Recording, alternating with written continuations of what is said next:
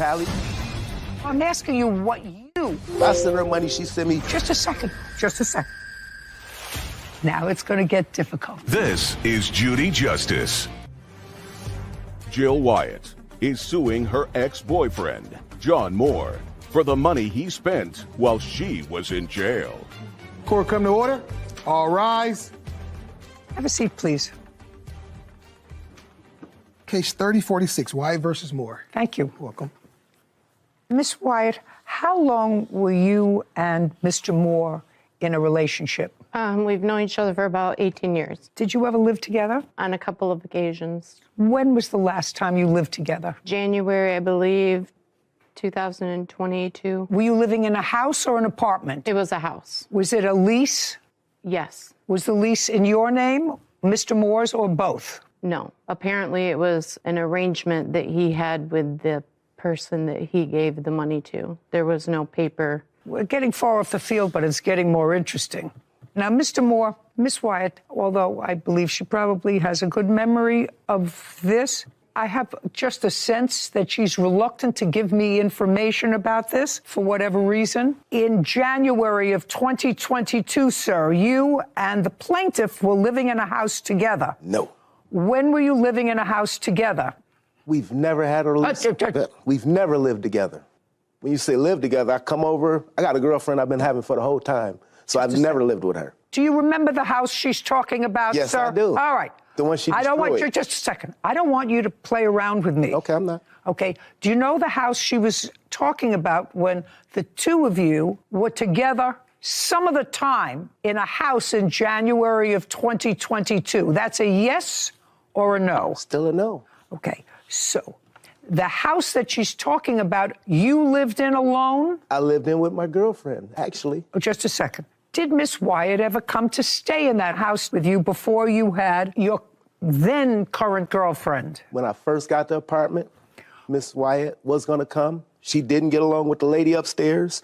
She said she wouldn't come, destroyed the house, and left. Okay. Well, if she destroyed the house, then she was in the house. Just a second. Yes, ma'am. If she destroyed the house, then she was in the house. And if she didn't get along with the lady upstairs, she wouldn't know that unless she actually lived there, because she's not telepathic. Okay. So she was, in fact, there. I'm listening to what you're saying. I'm trying to understand what you're saying, man. What I'm saying is not difficult. She did, in fact, stay there with you for a while after you got this house. Okay. Not okay. No, I'm seeing where you're trying to go with that. I'm trying to see what you're establishing. Yes, she did stay there. I'm agreeing with you. That was me saying yes, ma'am. No. Taking a long time, but we're there. Okay. And then at some point, Miss Wyatt, you left there and you went into your own apartment? Yes.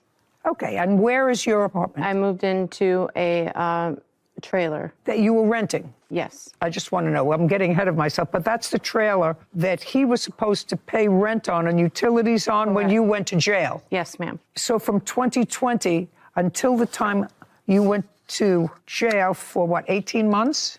78 weeks. Or, I'm sorry, 78 days.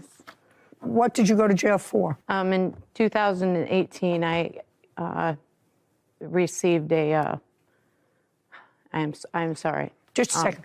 2018, you had a conviction. Yes, I ended up serving the time in 2022 for theft. Correct. I stole Thanksgiving dinner, ma'am. Are you sure? It sounds like 78 days is a lot. Were you on probation first? Yes. Did you take a plea in that case? Yes. Okay. And as part of the plea, you were placed on probation? Correct. What was the crime that you pled guilty to? I want to understand this. What, was it petty theft? Was it grand larceny? What was it? No, it was retail fraud / shoplifting for $170. Okay. That's what it's. And you were placed on probation? Yes. Why was your probation violated? Because that clearly was why you went to jail for 78 days, not because of an old crime, but because you violated probation. I wasn't keeping in contact with my probation officer like I was supposed to. Okay. So this case is about the fact that you asked Mr. Moore, who you knew for a long time, to take care of your expenses, your bills, while you were incarcerated, and you gave him your phone. Yes. Your phone had the wherewithal, and he understood that because he acknowledges he used it to take money out of your bank account and pay bills, Correct. et cetera, with it. And you acknowledge that she gave you her phone for that purpose. She gave me her phone not to pay bills, but to give her commissary and to keep up with her stuff. Pay her bills, some to put in her commissary. And the last thing you said was pay her bills and... Put money in her commissary and keep up with some stuff. That's the keeping up with some stuff is what we're talking about here, Yep. sir.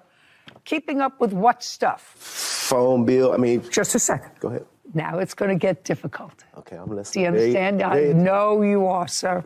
Keeping up with other stuff. Phone bill. She bought a... Jump.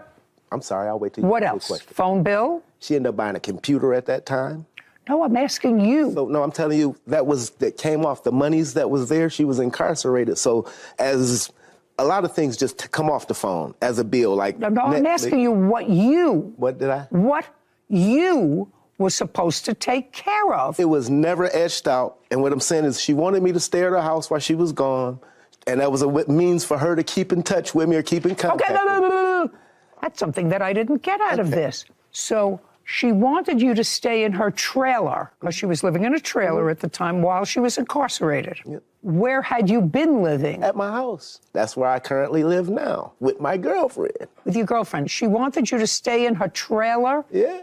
With your girlfriend? No, she wanted me to be there so she can keep up with me. That was a means of me having her phone and being in her car, and being another thing would be a way for her to keep up with me while she was incarcerated. And did you like that idea, Mr. Moore? Not Just really. a second. No. I mean, did your girlfriend like that idea? Not at all. So why didn't you say to her, I don't want your phone, and I don't want any responsibility. Shh, listen to me. I'm living with my girlfriend. We're not an item anymore, and I don't want that tie because my girlfriend knew that I was staying sometimes in your trailer and not being home. That wouldn't be a good thing. So I'm not going to take your phone. Find somebody. Who are you? Andrew Porter. I'm her son. You're her son. Mm-hmm. Is there anything wrong with you? No.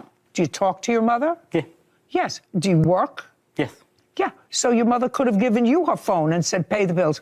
Yes, yeah. Yeah, right? Yes. You can stand next to your mother. It's getting more fascinating by the moment.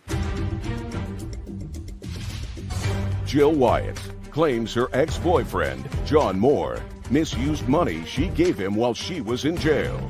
John is countersuing for a false arrest. So, do you understand, Miss Wyatt? I know that you thought it was going to be easier when you came here. It's No, I did not. But I'm very glad, because I have a feeling I could scratch the surface and I'd find more dirt. The more I scratched. You would. The more I scratched. Well, I have no intention of spending my life on this nonsense, because now I see that you have a perfectly normal child, an adult child, to whom you could have assigned the task of paying your bills.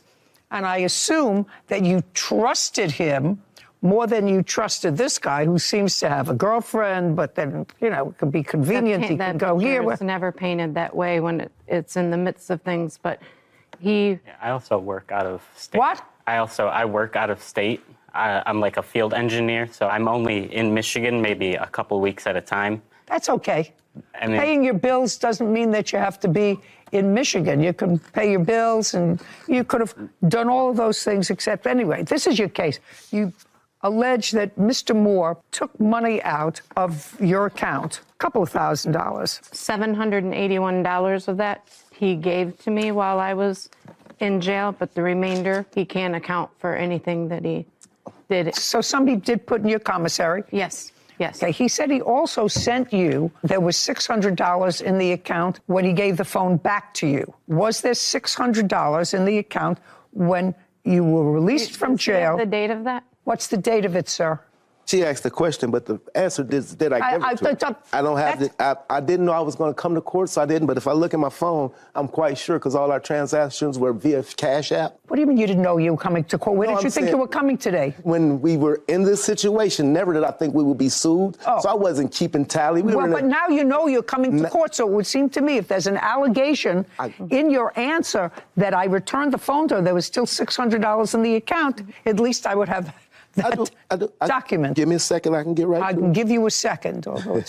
I believe that amount was for the August rent. on it. Just a second. All I'm asking you is, did he put $600 when he gave you the phone? Was there still $600 in the account? No, that was like a month after. That was for August. What do you mean it was for August? What does that mean? For the August rent. This whole thing with not living with me and not being with me or whatever is untrue. When I got out of jail, we were supposed to be working together, living together. This was no anything like he's describing with having somebody else or anything like that. I would like to see, Mr. Moore, when you gave her back the phone, that there was $600 on the phone.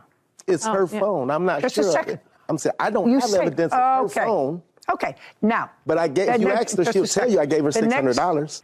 You say that the money that you used, and you acknowledge that you used some of the money, was because you drove her car for a half a block. Nope, it was more than a half a block. Well, just a second, let me see. It says that. Just a second.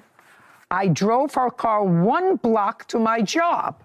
So it wasn't a half a block. Just a second. I drove her car 1 block. I apologize, it wasn't half a block. Put your hand down. To my job when she was in jail, and the alternator went out, and it was impounded. Now explain that to me. You drove her car, you had your own.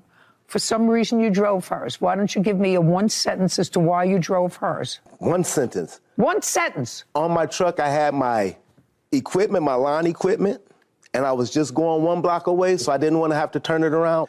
And the car was impounded at my job, 1 block away from my house. Why was it impounded? Because it stopped on it. The alternator stopped. Just a second. Cars aren't impounded because an alternator stopped. The alternator stopped in the middle of the street. I couldn't move it. They had to tow it because it was in the driveway. They towed the car because the alternator stopped. What you said? Well, that's your fault, sir. It's my fault her alternator went out? Yes, sir.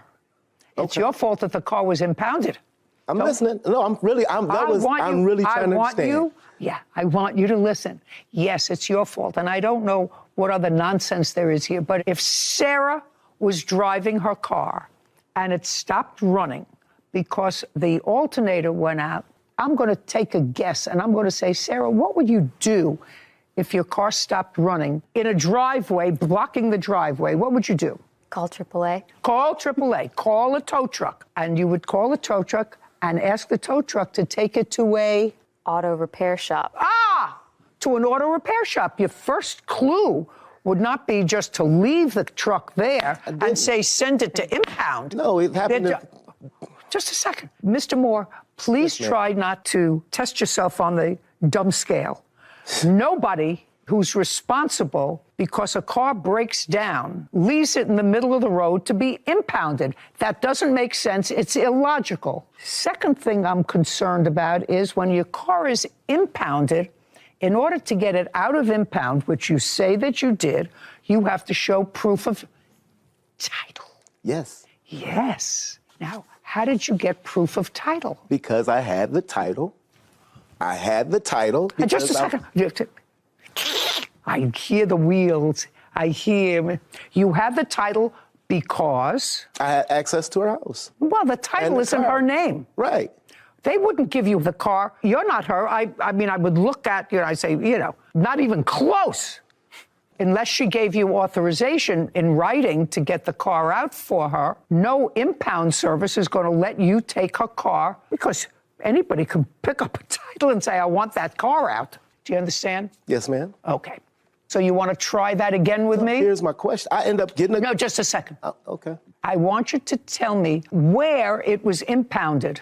It was impounded at my job. It was impounded and it was in a place that was a high traffic. I walked back to the house. Yeah, I want to tell you something. You wouldn't know the truth if it came up and slapped you in the face, Mr. Moore. That's what happened. You wouldn't know the truth if it came up and slapped you in the face and introduced itself to you. Okay. Now, how much did it cost to get the car out of impound? It cost me $1,000 total. No, it didn't cost you anything because you took it out of her phone. Didn't cost you. It cost $1,000 to get it insured, retitled, so I could have the ability to get the car out. Well, how did you get her name on the title? What do you mean? What do you mean, what do I mean? She has to sign it over to you in order to... It was already signed over to me. It was already signed over. It was already signed. I sell cars, Ms. Judy.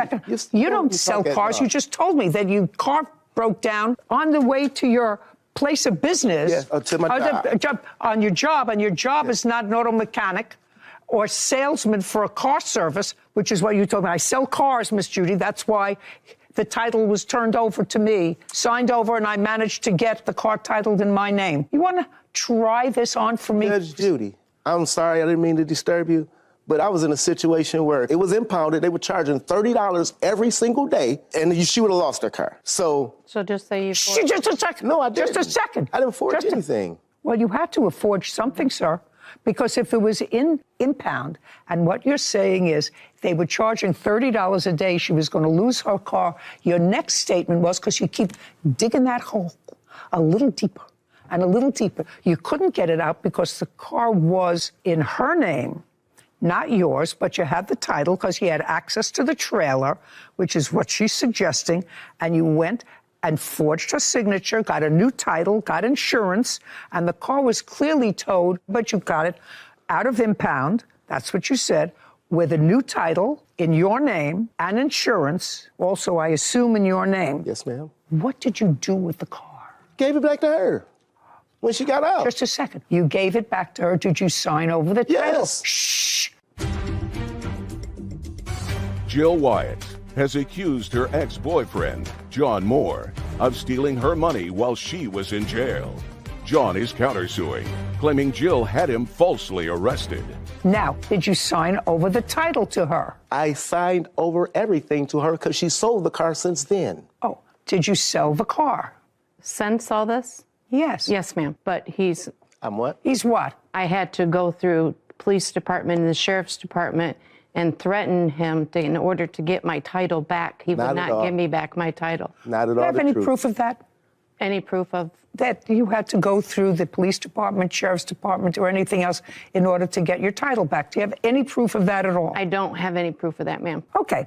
So it was $1,000 for impound that he took out of your account. Correct. That's $1,000. No. And Okay.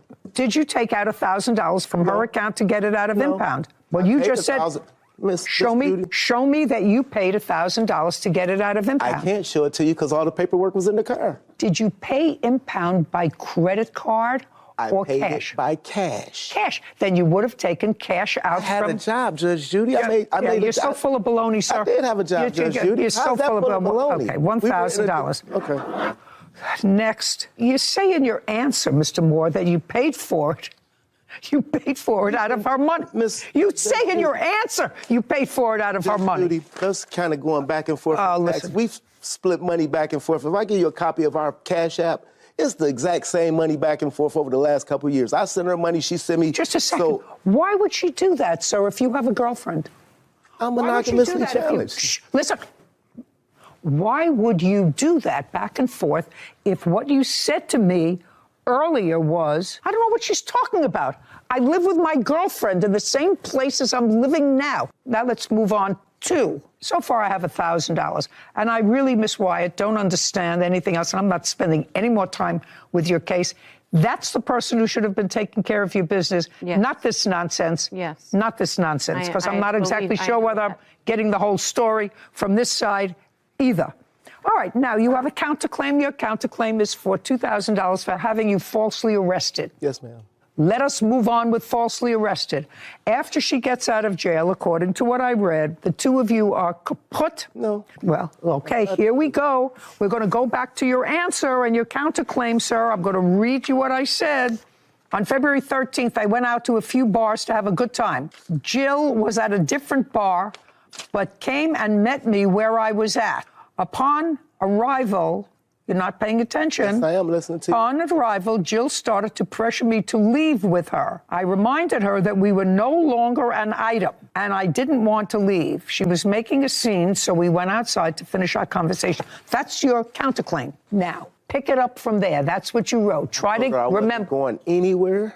Okay. And then she told me, I'll show you. But you told me this thing's, Judge Judy, if it's not accurate, would you want me to let you go ahead? Because I didn't write that. I signed it to them. They told me I'd be able to explain this to you as we're doing this here. I stopped and said, hell no, that didn't happen. No, we didn't fight. It wasn't one block. They said, you'll get a chance to explain that to the judge. Yeah, well, you shouldn't.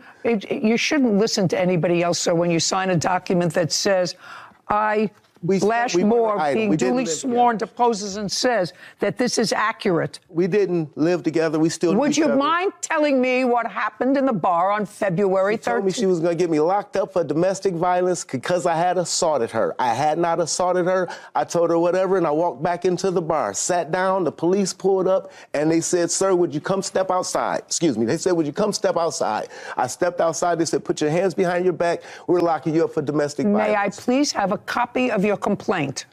I can give you all this, what I have from... Don't give me all that you have. So you saying the complaint, I was arrested on the spot. There was a disposition in that case. Yes, they dismissed it. Okay.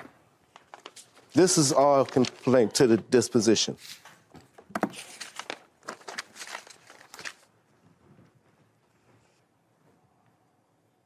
Oh, here we go. The case was dismissed in the interests of justice because you agreed to pay her restitution for just a second. Yep. That's what you agreed to pay her restitution in the amount of $246, which I assume represents the broken eyeglasses that she says that you broke. This says receipt of restitution monies. Same case. I, John Moore, state that I have delivered a check in the amount of $246 to the Calhoun County Prosecutor's Office. It is my understanding that this check represents the amount of restitution that is owed to the victim, according to the agreement entered into by the defendant. So you paid restitution. Excuse me. Judge, Just I'm trying to, if you say something, I want to clarify. just a second. Go ahead. Did you Just sign tell me this? when I can talk. Did you sign this? Yes, ma'am. Then you're cooked. So if it's over. I got a question for you. No, If I don't answer pay your for- questions. If I get off of work, I've been in this court case 5 times in a row. It cost me $200 and some to come to court, and they said we'll dismiss all charges. There'll be no charges at all if you agree to pay $250. I've paid $800 coming to court. So Right. why wouldn't I just say, hey, here, I'll pay you the money, and then try to sue you for false arrest? Because I never heard, where's the glasses at? Right. Now, Where's the picture of the glasses? The police arrested me on the spot. Mr. Moore, like a perennial victim, I really feel sorry like for that. you. Your counterclaim's dismissed. So if I'm Just getting a sec, arrested Mr. for Moore, doing anything, why wouldn't I pay it's dismissed. $250 to Judgment not for have the to go to plaintiff court? in the amount of $1,000. Your counterclaim's dismissed. I am finished with this case Have a- permanently. Thank you. Have a great day. This court is adjourned. It went just like I thought it would be. I'm pleased with the results. She mad I don't want to deal with her anymore. My guards are up now. Hey, she wanted to get her day in court. I can leave with it. Not ask anybody for help. She the one was locked up for. I've never been locked up for stealing. She was locked up for stealing. That's the thief. The pot calling the kettle black. Just to be careful who you trust. There was a great line from the defendant out there. I don't think anyone caught it. But when you asked, how is it possible that you could live with the plaintiff and have your girlfriend and all at the same time? How's that possible? And then he moved on to something else and continued rambling. But he said, Miss Judy, I'm monogamously challenged. I'm monogamously challenged. No, and I heard it and I didn't hear started it. laughing and I saw no one else made any sort of reaction. And I said, I must have been the only one that heard that, or I misheard that. But I'm pretty sure that was his excuse. It's a great line, and it's true. Yeah, it seemed very true in that case. I have a feeling there's a lot more there. Yeah. But it was A lot more dirt to scratch a lot more through, there, I'm sure. but enough. Oh. That's a funny line. Monogamously challenged. Cecilia Morrow is suing her ex-boyfriend, Saeed Rodriguez, for stolen property and assault. Court come to order. All rise. Have a seat, please. Hello, Judge. Case 3100, Moreau versus Rodriguez. Thank you. You're welcome. Ms. Moreau, you and Mr. Rodriguez met. You began a friendship. Could you give the dog to your witness, please? You met the defendant at your place where you were both working, became friends. Shortly thereafter, you began dating, and in May of last year, you moved in together. Yes. Did you move into your apartment, to his apartment, or was it an apartment that you got together as a couple? Yes, we got it together. Who was on the lease? It was both of us. In October of the same year, 4 or 5 months later, you broke up. Yes. And your lawsuit is about what happened at the breakup and as a result of the breakup. According to your complaint, in October, the day that you, in fact, broke up, you had a fight with Mr. Rodriguez. He put his hands on you. He assaulted you. You left the house. And when you left the house, you left and went and stayed with your parents. Yes. You claim that Mr. Rodriguez has some property that belongs to you Yes. in the house, and that the assault that took place was serious enough that you should be compensated for it, despite the fact that there was no police involvement in this, correct? Yes, ma'am. And there were no hospital records or no doctor's records. Yes, ma'am. Because you didn't go to the hospital or seek any medical care, correct? Yes. Okay. The defendant says that there was an argument. You did, in fact, break up. After you broke up, you came to his house, and there was an argument, and you did, in fact, assault him. He denies that he assaulted you at all at the beginning of October when you broke up. And he says that when you left, you agreed that he could keep the 2 corgis that you had together in the apartment. This is one of them. And that was in October. And sometime in December, this is his complaint, you called and said, could you take the dogs for 2 days? He said, okay, because there was a threat, and you haven't returned the dogs. He would like the corgis back. Correct? Correct. Now, this is one of the corgis. Where's the other? He was too big to fit on the plane. He's at home. Okay, so when were the corgis purchased? Her I got of March of last year, and the other one, Chip, I got in June of last year. So you had one when you and the defendant moved in together? Yes. Is that correct? Correct. Is this the one you had when you moved in together? Yes. So all the dogs were purchased after you lived together? Yes. Who were the dogs purchased from? Her I got from Petland in Frisco, and the boy he found on Craigslist. He found the dog because you wanted a second dog? Yes. Who paid for the dog at Petland? I did. Is that correct? That's correct. Is the dog registered? Yeah. And that's this dog? Yes. Sir, this is part of your complaint. You want this dog back. Yes, ma'am. You neither purchased the dog, correct? Correct. The dog is not registered in your name, correct? Correct. Why would you think I would give you this dog? Because the entirety of our relationship since we bought Fatty, I was the one taking care of her in the mornings. I would wake up 6 in the morning or whatever time it was, take her out, whether it was freezing cold, hot, raining. Who cares? And Who cares? of course, but also I have here pictures where she, once after the breakup, she was stating that she can't keep the dog's not worth the money. If you have statements that suggest that she gave you the dog, I'll read them. But on its face, the fact that you walk the dog in the morning or in the afternoon or at night has no relevance to this whatsoever. Well, I have the messages where she's saying that the dog is, not worth anything. I need to get rid of her. She's bad. She's telling me to come pick her up. May I see those, please? Yes, Your Honor. Here you go.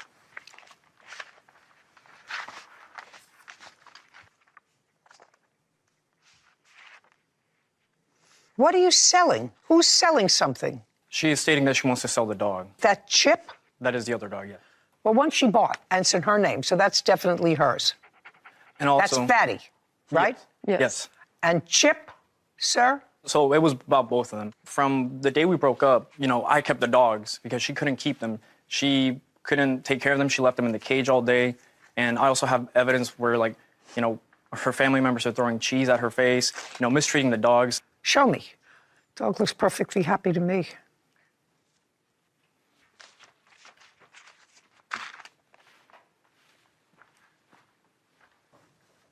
Oh, you can press play.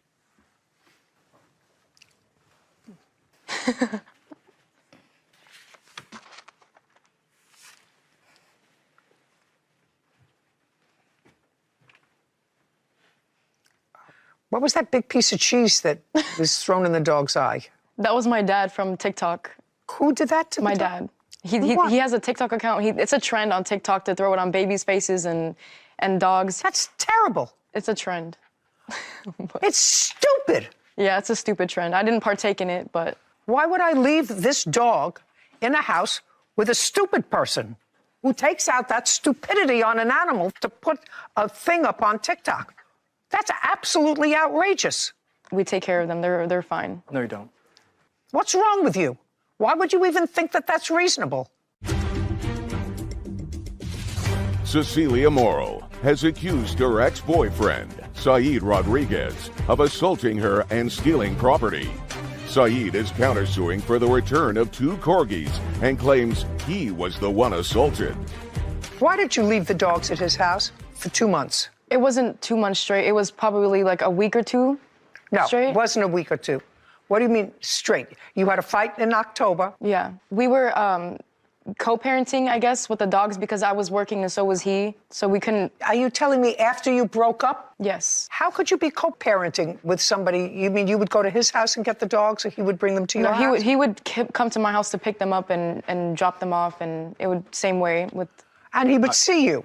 Yes. He would see you. Yes. Did you have conversations with him? Nothing important. Well, I want you to tell me, after you broke up, how did you arrange that you would co-parent for the dogs? There wasn't really an agreement. It was just, I'm busy, can you pick him up? Yes, and then same. Not true. Now, this argument that you had in October when you broke up, you want to tell me about it, and then I'm going to get back to the dogs. So he assaulted me. He punched a hole in a TV. He bought the TV, but still, he punched it because I told him if he was going to put his hands on me, then we're actually done. But he punched the TV instead, and I have pictures of what he did that night. I don't care if he punched a hole in the TV. It's his TV. Yeah, he punched holes in the apartment that we were staying at as well. You're still in the apartment? Yes, Your Honor. He's still there. Did you take her name off the lease? Yes, Your Honor. I don't care what he did to the apartment, madam. He's still in the apartment. He's going to have to pay for any damage.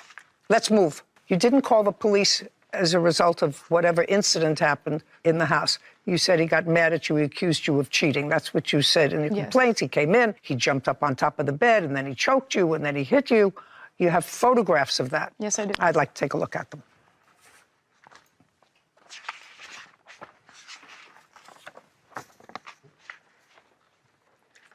I'm just going to take this. I don't know what this is from. Clearly shows that something happened in her mouth. I'm not exactly sure what. She has 2 marks that she's showing me. Now, did you hit her in the mouth? No, Your Honor. You tell me in your own words what happened the night that she came home and you accused her of cheating. So the night that she came home, I told her, I'm like, what are you doing? Where did you go? She starts trying to make up excuses. I show her messages. I'm like, okay, you're lying to me. I don't appreciate it. She starts going off. I start going off. Just a verbal argument. And just like how she assaulted me. No. She didn't touch you that night. She pushed me. Tell me how that took place, sir, that she pushed you. She's a very angry person, and... No. How it came about that she pushed you. Well, started arguing back and forth about how she wasn't doing anything wrong. And I told her, yes, you are. And now you're fighting verbally back and forth. Yes. And she pushed you. She put her hands on your chest. And she... Show me how she pushed you. Show me on your roommate how she pushed you. Go ahead. And she just started trying to slap me. And at that moment, that's when I pushed her over and I told her, do not put your hands on me. Just a second. So you pushed her over? Yes, to defend myself. You pushed her over. All right. So this is your problem, sir. You said nothing happened that night. You said in your answer nothing happened that night. I have a copy of the police report that I reported. I'm going to look at it in a second. Now, you say here, I never assaulted Cecilia. We have plenty of arguments during the relationship, but I've never assaulted her. She has a tendency to blow things out of proportion. I have never put my hands on a woman in my life. Well, that's not true. You just told me you did. That's self-defense. You didn't say that here. You said, I've never put my hands on a woman in my life. Would that be considered assault in self-defense? No. That's not what you said. Okay, now I'll see the police report.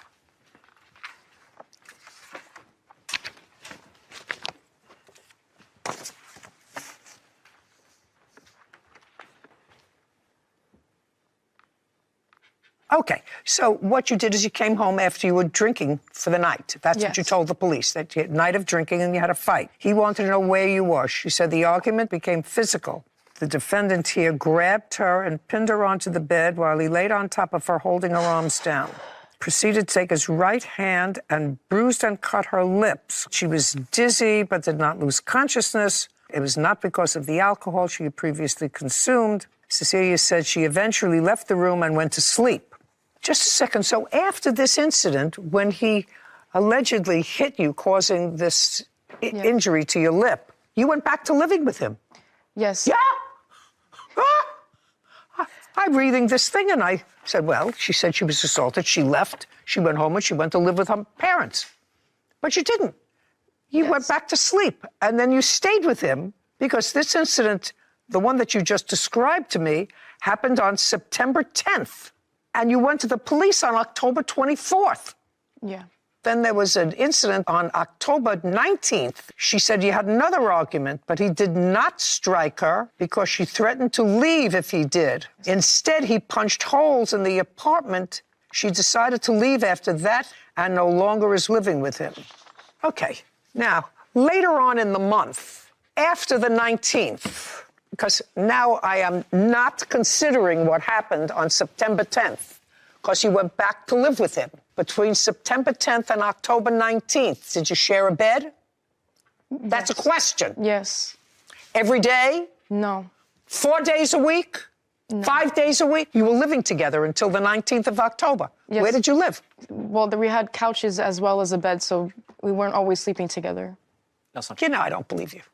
Okay, good. So I'm not even considering the 10th of September. Later on, there was an incident where he says you assaulted him. You came to his house where he was living now. You were living at your parents' house, right? Yes. And you came to the house. What date was that?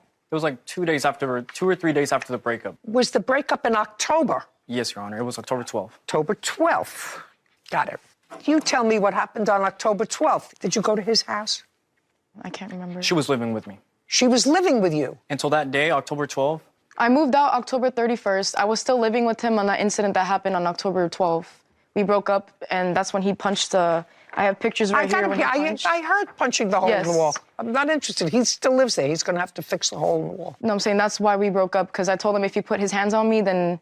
But he punched the TV instead. Now we're talking instead. about his allegation that you assaulted him. I did not touch him. That is false. That's a counterclaim that you have. Then I have to figure out what to do with these dogs. So I have pictures and I have messages where... I want to know when it happened and where. Let me show you. No, I want you to tell me. When did it happen and where? It was a day or two after I had left, which might have been October 14th or 15th. And she was upset because I had already picked up Fatty because she asked me to. She texted me, I want my stuff back. I want the dog back. And I told her, I was like, no, if you already filed the lawsuit against me, let's just go about it the legal way. I told her, do not show up at my house, which I clearly have messages where I state not to show up. And in those messages, she threatens to murder me, find me, and kill me. At that moment, I told her, if you do not leave, I will call the cops. And in that second, she lashed out, grabbed my neck, and scratched my whole neck and my shoulder. And that's... What date was that? So October 14th or 15th. And then you went to the police on October 24th for the first time. Yes. Is that correct? Yes. Okay. Can I see your photographs, please?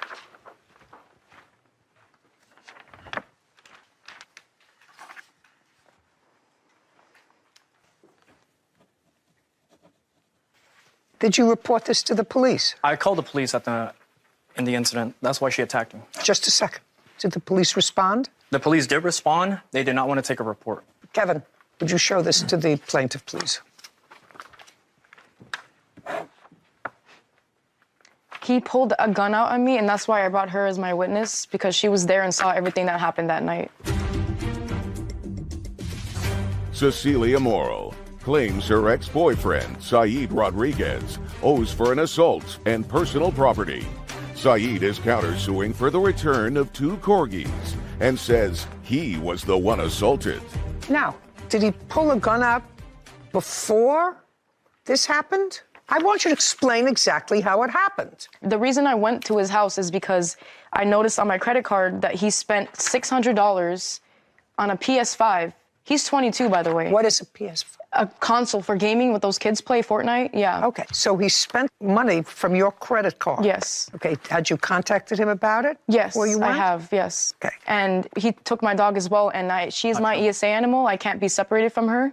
That's not true. She is my ESA animal. She's what? My ESA animal, emotional support animal. It's registered with the government. Do you want to see the... I'm not interested. Okay. Do you work? Yes, I do. I'm a realtor as well as a financial advisor. Do you see a therapist regularly? I need to. Yep, that's not what I asked you. Do you see a therapist regularly? No. Who did you get to write the letter for you that indicated that this corgi that you left behind is an emotional support animal? That's a question. Madam, look at me. It had to be a doctor, correct? Yes, it is. It had to be a doctor. Yes. What's the name of the doctor? I have No. The answer is You don't know offhand the name of the doctor, is that right? Yes. Does the doctor live in the area where you live? No. How many times did you personally visit this doctor? Not once. It was registered through online. The answer is never. Yeah. So you're trying to tell me that I should look at a certificate that some doctor gave you online that you needed a support animal when you are not in any psychiatric care and haven't been. The doctor never examined you, but for a fee, pay attention, for a fee, wrote you a letter so that you could make this an emotional support dog. Now I want you to tell me in what month? May. And I have the registration if you want to take a look at it. I don't want to take a look at it at all. It's nonsense. You know it's nonsense, and I know it's nonsense. Now, there are several reasons why you get these nonsense online from close the cover before you strike doctors that will attest to the fact that you need a therapy dog in order to survive. There are several reasons for it. You want to take it to work? No. What was the reason? There has to be a reason. Yeah. I'm really smart. I know. Really smart. It was so we didn't have to pay the pet deposit, so when we got the apartment. There you go. So it was a fraud. No, but that Just a second. So it was a fraud.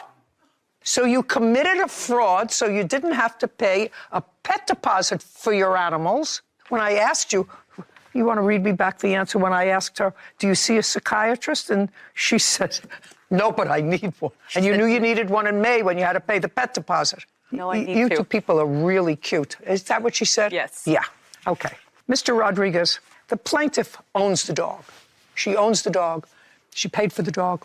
It's registered in her name. The fact that you were a good caretaker, I can't help you with that. The dog looks as if it's in pretty good shape. Believe me, if the dog didn't look as if it was in pretty good shape, somehow I would find a way. But right now, the dog looks as if it's in pretty good shape. I'm directing the plaintiff, however, that in the event that she has to remove the dogs from her parents' house where she's living, that she's precluded from selling them or giving them away until she gives you an opportunity to take them. I'm also directing you because I assume you live with your parents and I assume your father's going to be watching this, or I would tell him when I got home that the judge called you a moron. I will. You can tell him that. I will. And I suggest to you that if you want to own a pet, I've had pets all my life, you have to protect your pet from morons. Yes. Whether they be little children who are morons or adults who have nothing better to do than to make TikTok videos using somebody else as a fall person. Frightening. As far as the assaults are concerned, I find that you both assaulted each other on 2 different days. There's no question in my mind that you assaulted him, and there's no question in my mind that as a result of her pushing you, and you have a temper because I know that you broke some of the things in your apartment, that you did, in fact, do something in her mouth. It didn't remove her teeth, but clearly, whatever you did to her face caused her lip to hit her tooth, which caused it to have a bruise on it. Anything else that I have to consider? Yes, all the furniture that I left at the apartment. Did you have a moving company come and move stuff for you? That's either a yes or a no. Yes. I read the papers. You Yes. did. On what date did you have a moving company come? It was November 1st. When you hired the moving company, did you give them a list of things to move? Yes. And did they move the list of the things that you gave them to move? Yes. Correct? And they moved them. Yes. So that part of your case is dismissed. It's over. She's keeping the dogs. And we're done here. Case is dismissed. This court is adjourned. That's what happens when you get in narcissistic relationships. People manipulate you. I was with him since I was 15. I'm 19 now. Honestly, I was pretty upset with the outcome of the dogs. I haven't talked to him in months. This is the first time I've seen him in forever. She kept coming back. I mean, I don't like him. I don't want him ever. done means done, man. What's done is done. I was so surprised when I found out that she was only 19.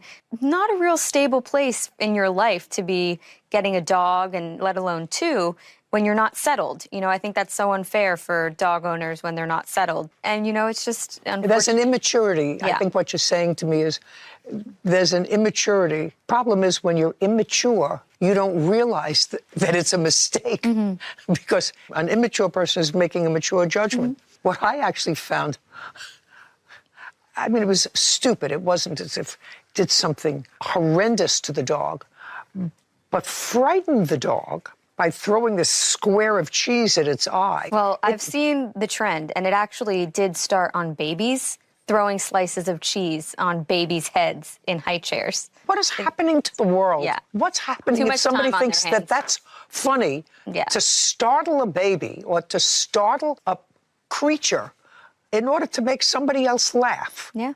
You know, the world we live in today. If morons want to do that, let them stick a broomstick someplace and take a TikTok picture of it on themselves. Yeah. On themselves. I'm with Why you. choose some other living creature? I don't understand that. I'm with you. I would build more jails. You, sir, you had a big fight because you weren't paying rent. She got crazy, punched me in the face, and I fell in the chair into the glass. She started picking up the glass and stabbing me with it. That's not true. He has pictures, bleeding. I was trying to grab the chair. Before or after you stabbed him with the glass? The chair actually collided with the mirror, and the mirror broke. I don't believe a word of that. This is Judy Justice. DeAndre Benton is suing his former roommate, Chauncey Rayford, for personal belongings, lost wages, and an assault. Court come to order. All rise. Have a seat, please. Hello, Judge. Case 3119, Benton versus Rayford. Thank you. You're welcome. Mr. Benton, it is your claim that the defendant who rented a room in her home to you Yes, ma'am. assaulted you, disposed of your property, Correct. and because of all the turmoil, you missed time at work. Yes, ma'am. You want $7,500. Yes. That's what you're asking for. Defendant says that you assaulted her. She had lost wages. She had pain and suffering as a result of this assault, which I assume took place on the same day. Yes. Correct. Okay. How did you find the room in Miss Rayford's home? It was on a roommate app, like Roomster, to be exact. On what date did you find the ad? June 15th, And where was it located? Atlanta, Georgia, 30311. So that was in June. And you looked at the room? Yes, ma'am. And what was the rent? It was negotiated to be $750. $750 a month. Yes, ma'am. What kind of work were you doing then? I was working fast food at the moment. When did you move in? July 15th. July 15th. 15th, yes, ma'am. And how much rent did you pay for the month of July? This full amount, $750. I paid $250 to hold the room and $509 for the remaining balance. In the month of August, tell me what rent you paid her and when. I did give her. Look at me. Be very careful with me. I want you to be very careful with me. How much rent did you give her in the month of August? I didn't give her anything. How much rent did you give her in September? She wasn't there. How much rent did you pay anyone in September?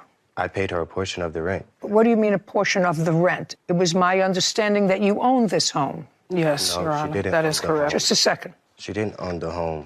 To my knowledge, she wasn't even supposed to be renting out the home to have rooms. Just a second. I'm just asking you, you're now living in somebody's house. And you agreed to pay $750 a month rent.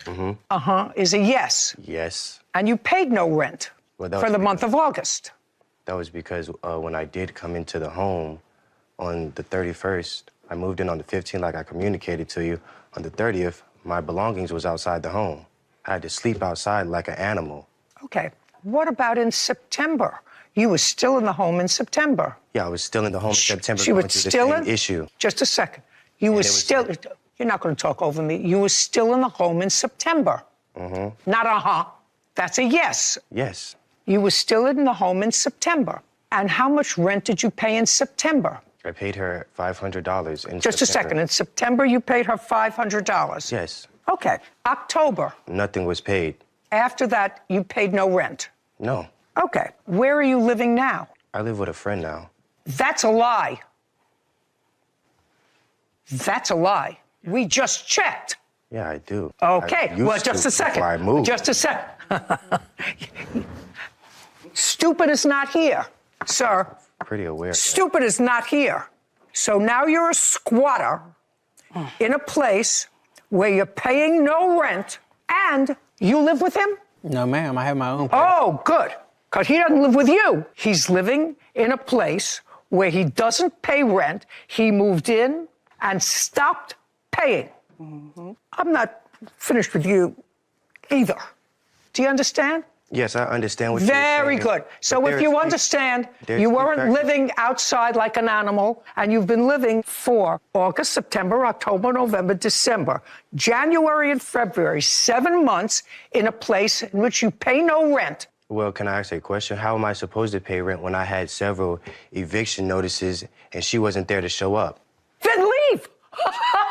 Then leave. I mean, you're a you said squatter. leave, but You are a squatter. she told me I didn't You're a have to. squatter. Well, if she told you that you don't have to, then the two of you are in collusion here. I'm not talking about it, ma'am. Who told you you didn't have to pay? The judge, because I didn't say the judge didn't say I had to pay. The judge said I did not have to leave, that she didn't find a reason to eviction of me because she didn't show up and provide her evidence. I'm just telling you, you're a squatter. You don't pay rent. Everybody else here pays a mortgage, pays a maintenance. You moved in and you became a squatter. And I don't care what some other nitwit said to you, you're a squatter. So you get zero for the rent, for your property. I'll get to the assault in a minute. I read your answer. When did you purchase the house? June 3rd, June of what? 2021. What was your mortgage? The first year, from June when I moved in 2021, it was $1,575 a month. For the mortgage? Correct. June of 2022, it increased by $40 and went to $1,615. In what month did you stop paying the mortgage? September of 2023. Why? DeAndre Benton claims his former roommate, Chauncey Rayford, threw away his property and assaulted him. Chauncey is countersuing for property damage and says she was the one assaulted. Now, in what month did you stop paying the mortgage? Well, to be completely honest with you, Yeah, I don't want you to be dishonest with me. You have to be honest with me because I know everything. Yes, ma'am. I got laid off. I was okay, just living off of savings for a few months. Things got hard. Just a second, you got laid off from what job, where? Carvana, and this was November of 2022. All right, so you've already been laid off for a year, and you're telling me you paid your mortgage until September? Yes, ma'am. I was doing anything I could from an app called InstaWork. Okay, so then you stopped paying your mortgage in September? Yes. And when did they foreclose on your house? October 23rd was the date that I was told that myself and DeAndre needed to be out of the I house. just asked you a question. They foreclosed on the house in October. Yes. Where did you go? I had to move back with my mother in the state of Missouri. I lost everything. My job, the home, my dog. Okay, so now the bank owns the house. Yes, correct. And he's been squatting still in the there. house since October. Yes, he will not leave. Get out of here.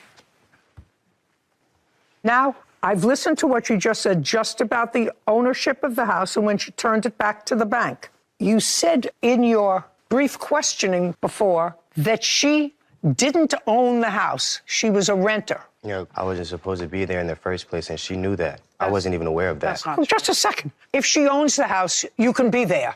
She doesn't own the house. She doesn't own it anymore. She never did. Well, show me proof of that. Okay, that I'd like to see.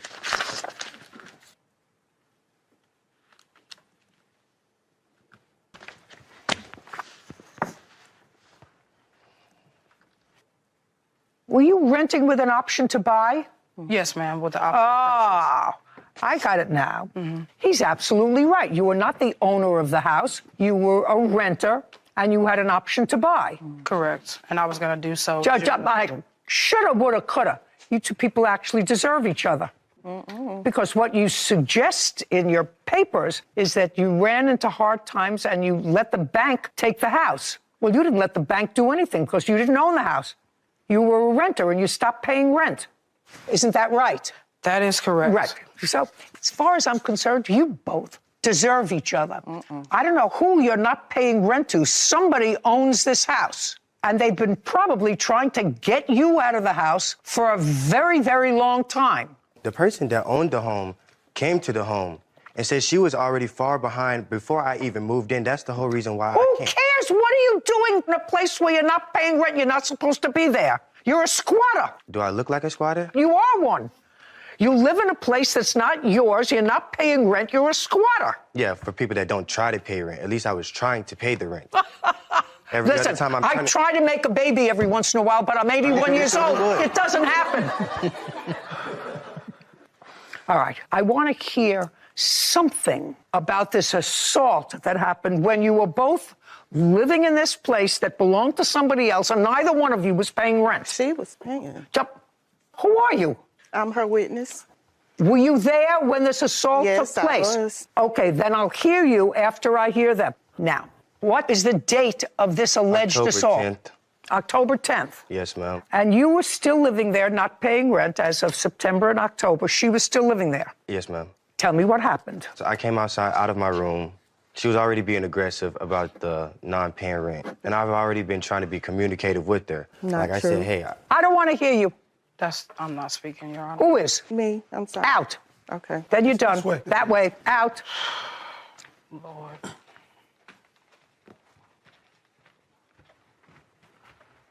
Go ahead. Basically, Now, I don't want to hear basically. I want to hear, to the best of your recollection, on October 10th, 2023, you were both in the house.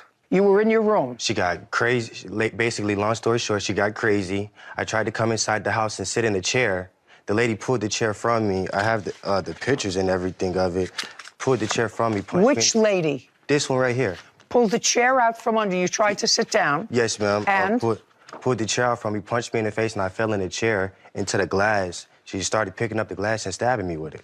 And? And I had to call the ambulance. The police came. It took May 45 minutes. May I see the police report, please?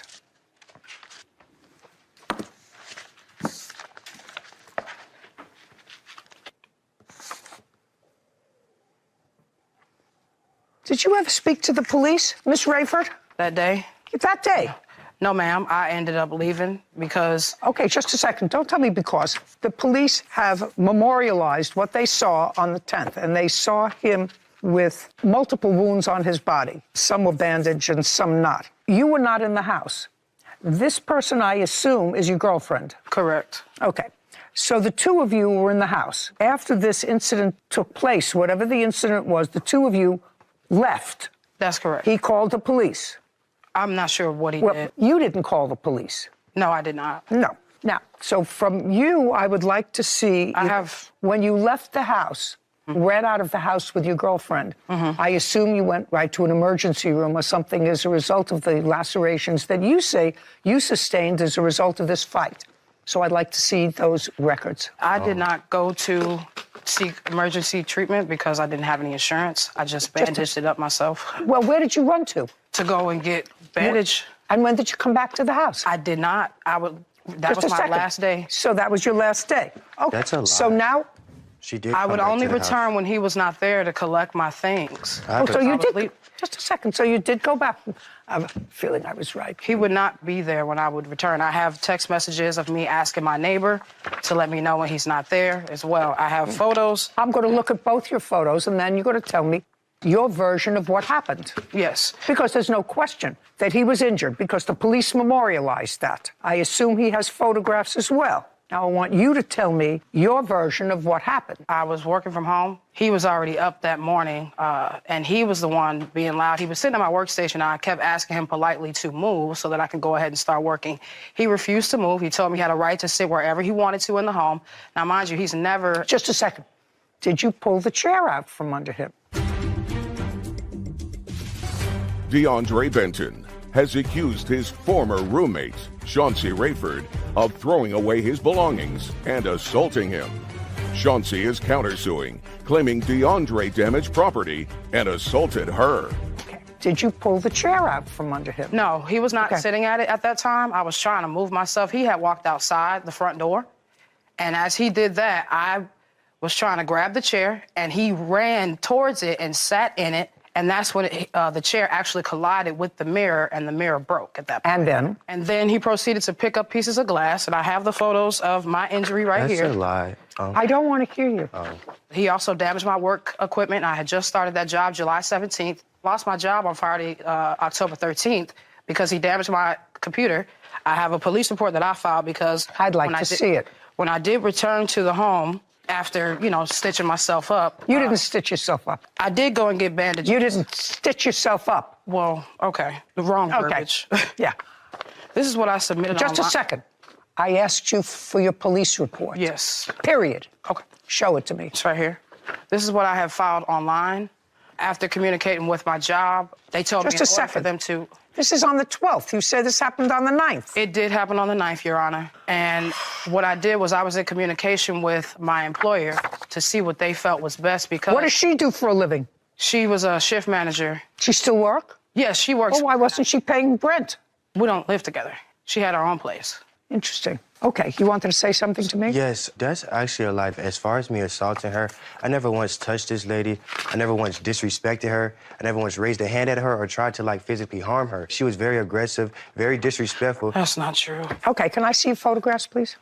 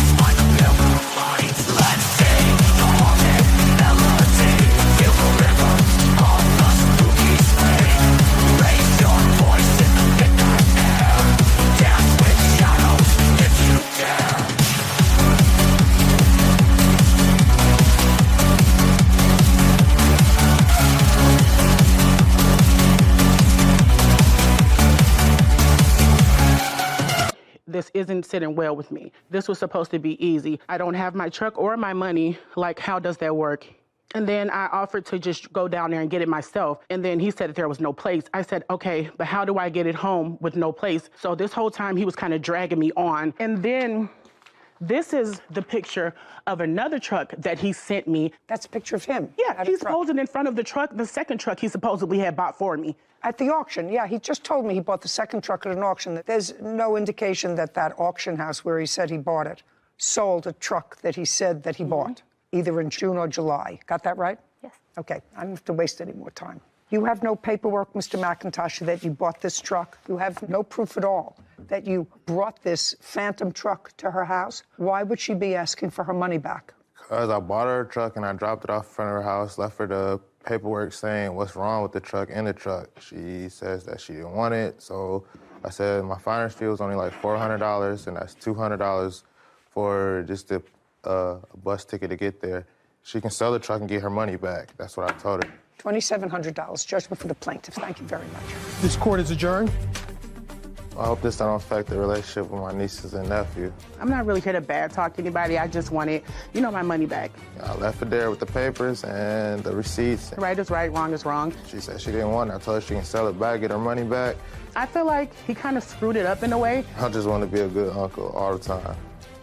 I love when a website is so meticulous and gives us all the evidence that we need. This website had a very well planned out photos. A towing company. Towing and auctioneer house had every single auction, every car that was sold, photos, the username of the person who purchased it, and the price of the vehicle. I can't imagine a company like that doing that voluntarily. And it has to be by law to be licensed in order to avoid stolen cars being auctioned off.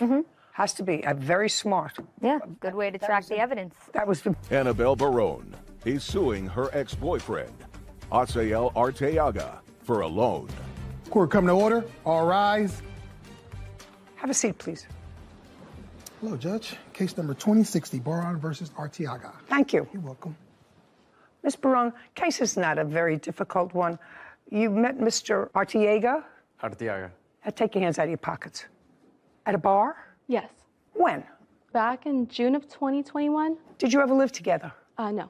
You always maintained your own residence and he his? Yes, the apartment I owned was always underneath my name. But he never lived there? No. Good. But you bought a car. Yes. In what month and year did you buy a car? I ordered a Tesla back in, if I'm not mistaken, May. And May of what year? May of 2021. Was it a new car? Yes.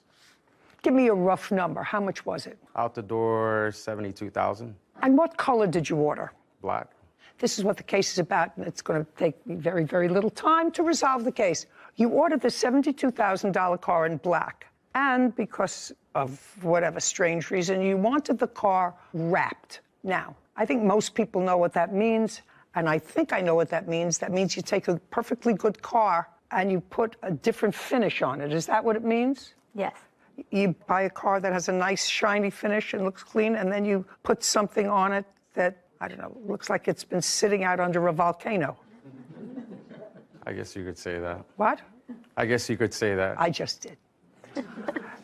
And that cost money. It cost an additional, I think, according to the papers that I read, $3,800. No, it's $3,950. How much? $3,950. And you had some of that money, but you gave him, transferred to him, $1,800 on your credit card. Yeah, so it was an agreement made between... No, I didn't ask you.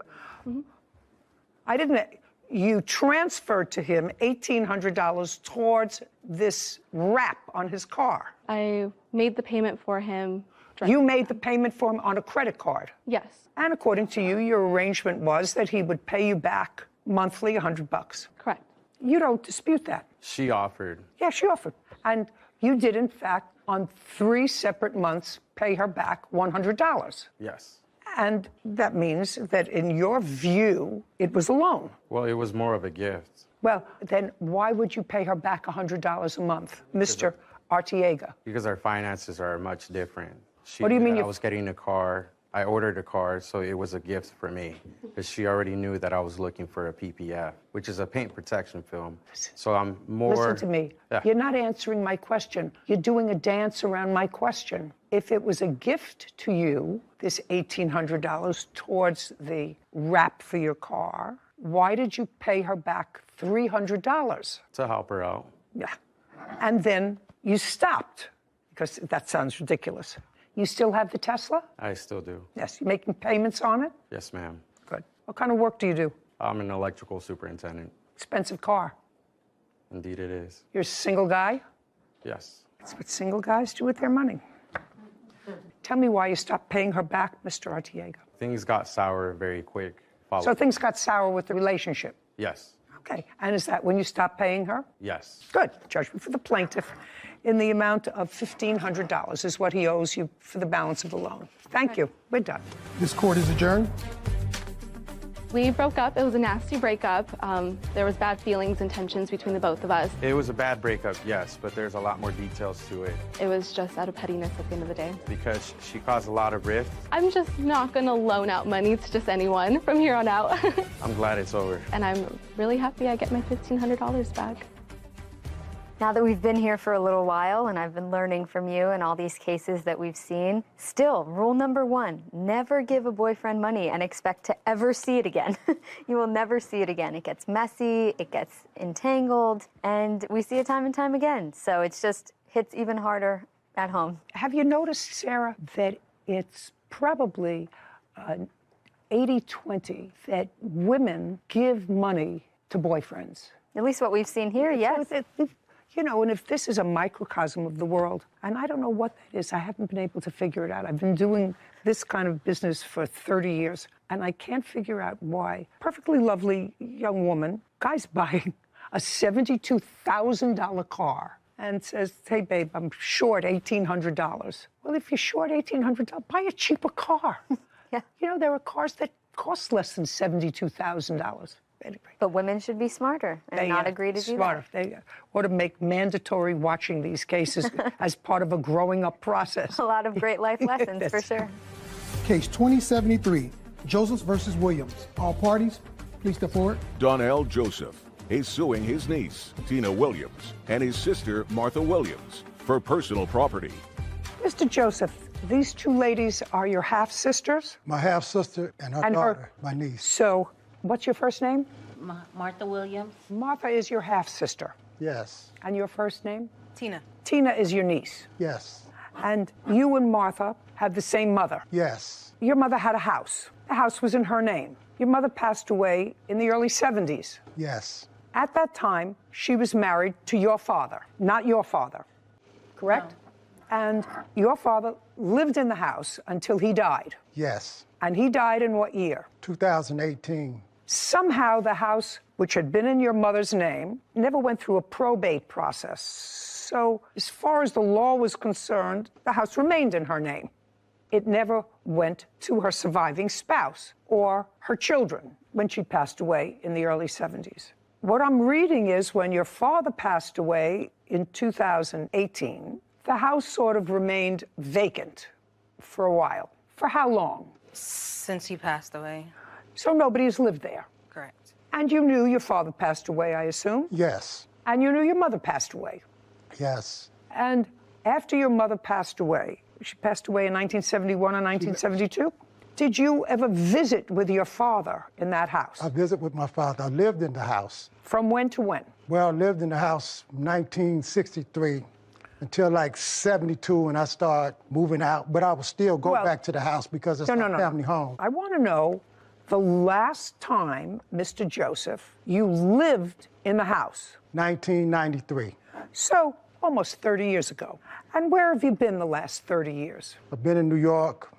I've been incarcerated. You've been incarcerated from when to when? 93 to 2012. So 1993 is when you last lived in the house? Correct. But you were released from prison in 2012? Yes. So for the last 10 years, you have not been back to the house? I've been back to the house, but not living there as a resident. Okay. So for 10 years. Right.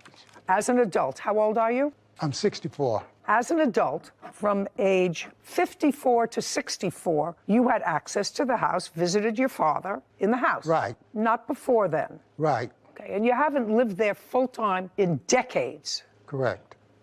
This is what your lawsuit wants. You had 10 years after you were released from prison to go and get these treasures, and you didn't do it. Because my father's house was like the treasure of all his children's property. As long as he has... As long as he had a bicycle or a Boy Scout book. Let's start being real. Okay.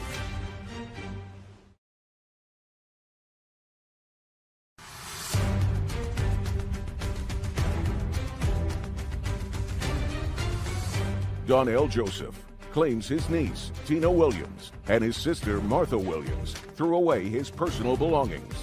Tina and Martha are countersuing for the cost of a cleaning crew. Your lawsuit is seeking $10,000. Yes. Because, according to you, the defendants disposed of your property that was invaluable. And I'm going to describe the property that you say was invaluable. A 1911 Boy Scout handbook. Yes. That you treasure. Yes. You should have taken it out of the house in 30 years if you treasured it. A mountain bike, purchased in what year? Was it 71 to 72, around there? I know it was a 3-speed, 10-speed I got. That was in 1970 in the Univega. You wanted it, this 50-year-old mountain bike? You should have taken it over the last 10 years. A vintage reel-to-reel tape player. Yes. You know how many of those I threw in the trash? Do you have any idea how many of those I threw in the trash? You got those a half a century ago. Oh my God, I remember them, big reels, and how excited we were. You could talk into a microphone, and then you could hear your voice come back, and then all of a sudden you got a phone. You could do that, the same thing. So everybody took these things, and they couldn't find enough places to dispose of them. It's not vintage anything. It's a piece of trash. Can I speak, Your Honor? About what? Okay, the reel-to-reel tapes, right? Some of the tapes had speakings of my brother and Martha's daughter. Then you should have taken them with you. In 40 years, if they were treasures of yours, sir, and you're 64 years old, I would want those treasures around me. And you had 10 years after you were released from prison to go and get these treasures. And you didn't do it. You just left them in your father's house. Because my father's house was like the treasure of all his children's property. This is how we connected to our father, because everybody has left. Everybody has died. So as long as he has... As long as he had a bicycle? As long as he had a bicycle or a Boy Scout book? The Boy Scout book was handed down to me through my father's. Let's start being real. Okay. Okay, let's start being real. Okay. And the first draft of my published manuscript. Yes. Why didn't you take that with you? For safekeeping, I let my father hold it because Well, that's not a good idea, sir. How old was your father when he passed away? He was 88, but my father's mind was sharp as a tack. He kept everything. If you wanted it, your father passed in 2018, is that what you're telling me? I couldn't get nothing out of the house, so... I don't know whether you could or whether you couldn't. When did you make just a second. When did you make an effort to remove your forget about the bike, forget about reel-to-reel tape recorder, forget about the nonsense. Your manuscript. When did you write this manuscript? I wrote it over a couple of years. It's the first draft of this book. It's the first draft of that book? This book. Well, now you have the book. But I needed to draft it because the other draft I'm working on the second book that goes along with this book, I don't have certain notes and things that I had. It doesn't exist anymore. Yes, it doesn't. It doesn't exist anymore. And if you wanted it, you should have gotten it. In 2018, when your father died, you were out of prison.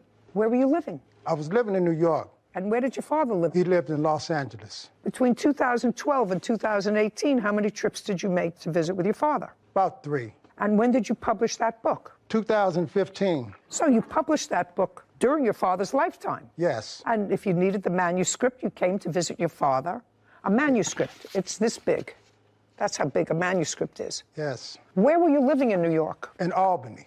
You have your own apartment or your own home? House. Do you own or rent? Own. When did you purchase it? My wife, we bought it together. It was in 2009. So you're married? Yes. Have children? No. So you and your wife purchased a house in 2009. How much did you pay for the house? $109,000. Are you still living there? Yes. So you had plenty of room in the house. You had plenty of room for a manuscript, tapes, a manuscript that you were working on. You weren't working on the manuscript long distance. What I'm telling you, Mr. Joseph, is the things that you're suing for are nonsense. Okay. If things that you wanted, that a grown-up man, 64 years old, gets if he wants them, it's not that you're homeless. You have a home that you purchased. You went to visit your father 3 times, anything of value. We're not talking about furniture and antiques and a grandfather clock. We're talking about things that can fit in a tissue box. Yes.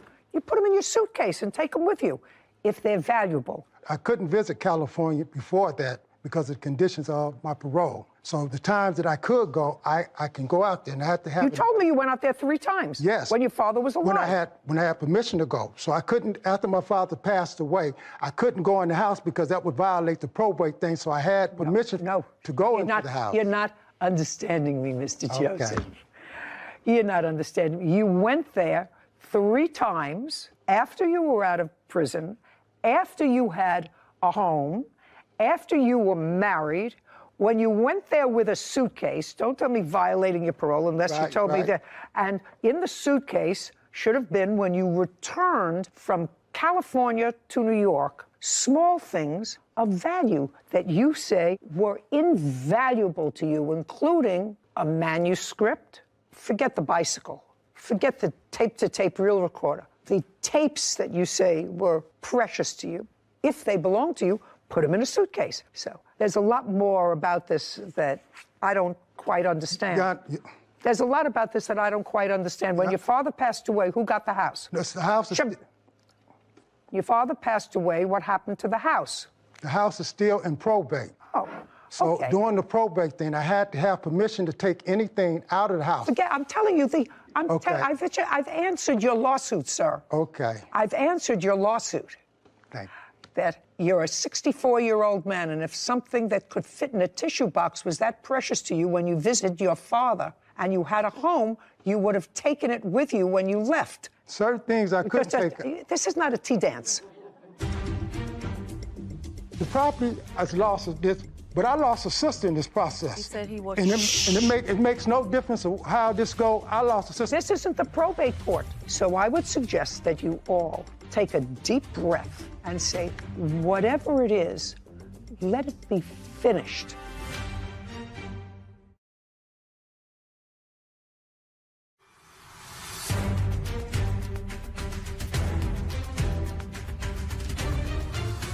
Donnell Joseph claims his niece, Tina Williams, and his sister, Martha Williams, threw away his personal belongings. Tina and Martha are countersuing for the cost of a cleaning crew. I asked you if the house is still in probate, which is unfortunate because people didn't take care of the business. Who are the beneficiaries of the sale of the house? Me, my sister LaWanda, my half-brother Justin Joseph, my sister Sherry's 2 sons. Okay, let's try to clarify this. Are you the executor of the will? There's no will. My mom's the administrator of the probate. And I just got to be administrator. We had to go back and forth to court. We had no way of getting in and out of the house because we had no keys. Okay. And your father, I assume, had no will. He had no will. What's the value of the house? Well, we don't know because since Martha became the administrator, Just we have... a second. What's the address of the house? My mom had the house appraised at $250,000. She's going to tell me.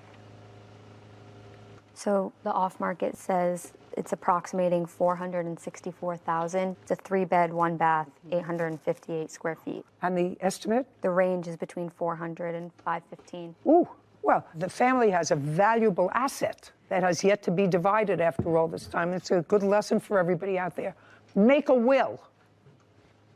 Now you can tell me. Thank you. My grandma, which is their mother, she bought the house on her own with my mom's last name, which is her dad's statement. It's her maiden name, who she was married to. We don't know if they were married. That's what we're going through in probate. It's a process, but the beneficiaries would be Donnell, my mom, and 2 heirs of a deceased sibling. Donnell has also been in jail for most of my life. He hasn't been to California at all, so I wanted to back that up as well. Well, he's not entitled to anything. Okay. If he wanted these items that were valuable to him, he should have taken them during his 64 years. The most safest place that I had in the world for my valuables to be held was my father. If you own a home in New York with your wife and you had an opportunity to take these valuable things because you said you visited with your father after 2009, then you should have taken them. And don't tell me it was the safest place because... Not only the safest thing, but my father...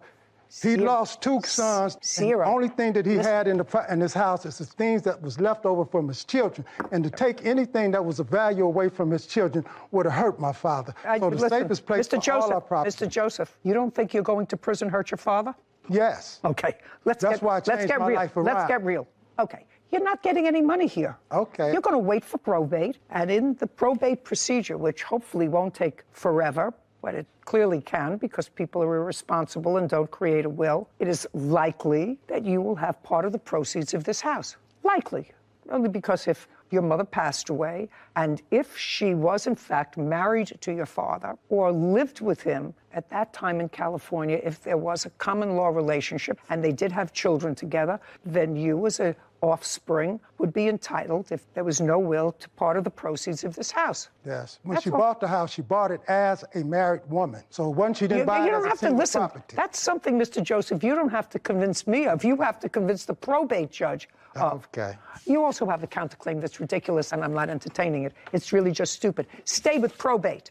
When is the probate proceeding supposed to be finished? Well, we're going through mandatory settlement. One thing I want to say, Your Honor, however this probate is, I wanted to, the property has lost this, but I lost a sister in this process. He said he was. And it makes no difference of how this go. I lost a sister. My niece, she's something else, but I love my sister. This isn't the probate court, Mr. I love Joseph. my sisters. This is not the probate court, Mr. Joseph. And I suggest that if you love your sister... She know I love her. Just a second. If you love your sister, you're 64 years old, to me. and you're 64... When you know I love you. Shh.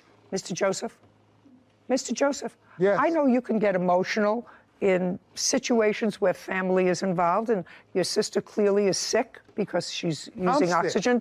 I just had liver surgery. Mr. Joseph, what I'm telling you is, if you have an opportunity in the probate court, I'm actually telling this to both you and Miss Williams, if you have an opportunity at your age and your stage to settle something that gives each of you something, maybe less than you would get if somebody was disinherited, but at this stage in life, at 64 years old, somebody who just had liver surgery and someone who must rely on oxygen in order to breathe, My common sense tells me that what you do is not to give the whole thing away to lawyers who are there sucking up whatever profits there are going to be in this house. Because if the house is worth $200,000, you're going to get a bill for $140,000 for the probate administrator, for the lawyers, and you're going to wind up with zippity-doo-dah. So I would suggest that you all take a deep breath and say, whatever it is, let it be finished. You have no case, Mr. Joseph. Rely on the probate system. I wish you good luck. I said your countersuit's ridiculous. And I'm dismissing. I have proof. I want to tell you something. Your countersuit for having to rehire somebody to move is ridiculous. I'm telling you, rely on the probate court. We are done here. Would you please let me present my countersuit? No, I read it. I read it. I'm dismissing it on its face. We're done. This court is adjourned. All I can say is I love my sister. Just the same thing that's happening, nothing. Whether it's a probate thing or not, that ain't gonna never change. I don't want to hear anything else. I'm always love her, because that's my sister. Let the probate court decide it. You know, at 25, after doing season 1 of this show, I created and executed a will because this is a situation we've seen far too many times, and it's so unfortunate to see the breakdown of a family over something that could have been prevented had the mother, father, grandfather, grandmother created a will when they were alive to tell the rest of us how they'd prefer their property to be disposed of. It's fascinating to me that their mother is gone for 50 years. And for 50 years, that title to that house, which is Never got flagged, never was... Nobody ever thought about it. Yeah. And the father lived there for 40 years. Must have at least paid the taxes and maintenance because on it did, absolutely. And